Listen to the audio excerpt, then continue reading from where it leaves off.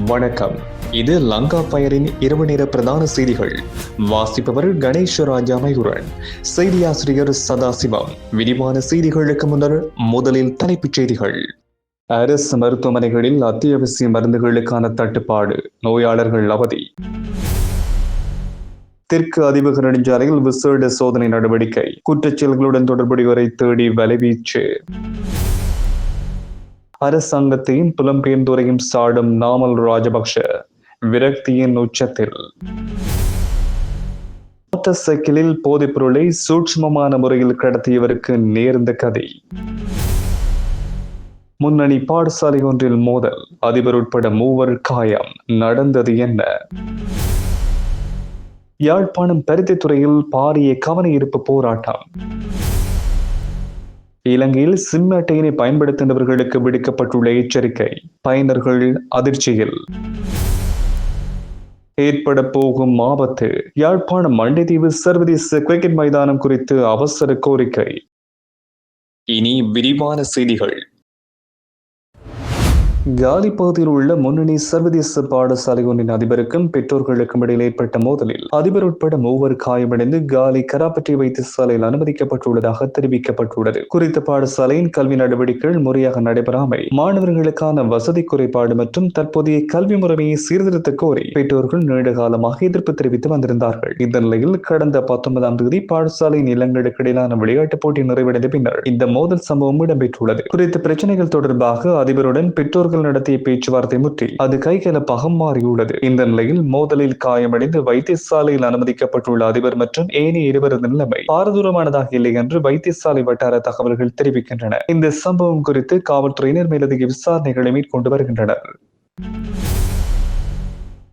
இலங்கை ராணுவத்தால் கைது செய்யப்பட்டு காணாமலாக்கப்பட்ட வடமராட்சி கரவட்டியைச் சேர்ந்த ஊடகவியலாளரும் ஆசிரியருமான சுப்பிரமணியம் ராமச்சந்திரன் எங்கே என்று வலியுறுத்தி யாழ்ப்பாணம் வடமராட்சி ஊடக இல்லத்தின் ஏற்பாட்டில் பருத்தித்துறையில் இன்று பாரிய கவனஈர்ப்பு போராட்டம் ஒன்று முன்னெடுக்கப்பட்டது. ஊடகவியலாளர் ராமச்சந்திரன் வீடு திரும்பிய வேளையில் துன்னாலே கலிகை சந்தையில் அமைந்திருந்த ராணுவ முகாமில் வைத்து கடந்த 2007ஆம் ஆண்டு மாசி மாதம் 15ஆம் தேதி அன்று இலங்கை ராணுவத்தால் கைது செய்யப்பட்டு காணாமலாக்கப்பட்டதன் 19வது ஆண்டை முன்னிட்டு இந்த போராட்டம் முன்னெடுக்கப்பட்டது. ஊடகவியலாளர்கள் காணாமலாக்கப்பட்ட சம்பவத்துக்கும் படுகொலை செய்யப்பட்ட ஊடகவியலாளர்களுக்கு நீதி கேட்டும் யாழ்ப்பாணம் வடமராட்சி ஊடக இல்லத்தின் ஏற்பாட்டில் பருத்தித்துறை பேருந்து நிலையத்தில் இன்று காலை 10 மணிக்கு குறித்த கவனஈர்ப்பு போராட்டம் முன்னெடுக்கப்பட்டிருந்தமை குறிப்பிடத்தக்கது.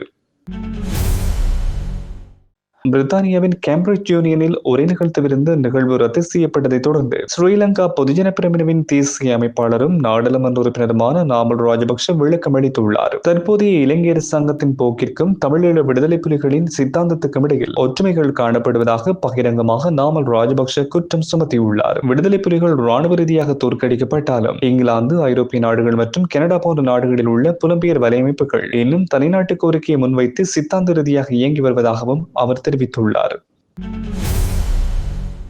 தேவையான தகவல்கள் சமர்ப்பிக்கப்படாவிடின் சிம்கள் முடக்கப்படும் என்று டிஜிட்டல் பொருளாதார பிரதி அமைச்சர் எரங்க வீரரத்ன எச்சரித்துள்ளார். இலங்கையில் முறையான அடையாள விவரங்கள் உறுதிப்படுத்தப்படாத சுமார் 9 லட்சம் சிம் அட்டைகள் தற்பொழுது பயன்பாட்டில் காணப்படுவதாகவும் அவர் குறிப்பிட்டுள்ளார். நாடாளுமன்றத்தில் வைத்து உரையாற்றிய வேளையில் அவர் இந்த தகவலை வெளிப்படுத்தியுள்ளார். மேலும் அவர் கருத்தினை வெளியிடும் பொழுது தற்போது உள்ள அமைப்பில் 8,97,802 சிம் அட்டைகளுக்கு முறையான அடையாள உறுதிப்படுத்தல் இல்லை என்றும் 2019ஆம் ஆண்டு சிம் பதிவு கட்டமைப்பில் உள்ள குறைபாடுகளை நிவர்த்தி செய்வதையும் பதிவு தேவைகளை முறையாக நடைமுறைப்படுத்துவதை உறுதி செய்வதையும் இந்த புதிய விதிமுறைகள் இலக்கு வைத்துள்ளன. தற்பொழுது 2,45,811 வணிக ரீதியிலான சிம் அட்டைகள் பயன்பாட்டில் காணப்படுகின்றன. பதிவு செய்யப்படாத சில சிம் அட்டைகள் பாரிய அளவிலான கொள்ளை சம்பவங்கள் உள்ளிட்ட கடுமையான குற்றங்களுக்காக பயன்படுத்தப்படுகின்றன. எனவே முறையான பதிவு விவரங்கள் இல்லாத சிம் அட்டைகளை பயன்படுத்துவோர் தேவையான தகவல்களை வழங்க வேண்டும். அவ்வாறு செய்ய தவறினால் அந்த சிம் அட்டைகள் சீரழிக்க செய்யப்படும் என்றும் அவர் தெரிவித்துள்ளார்.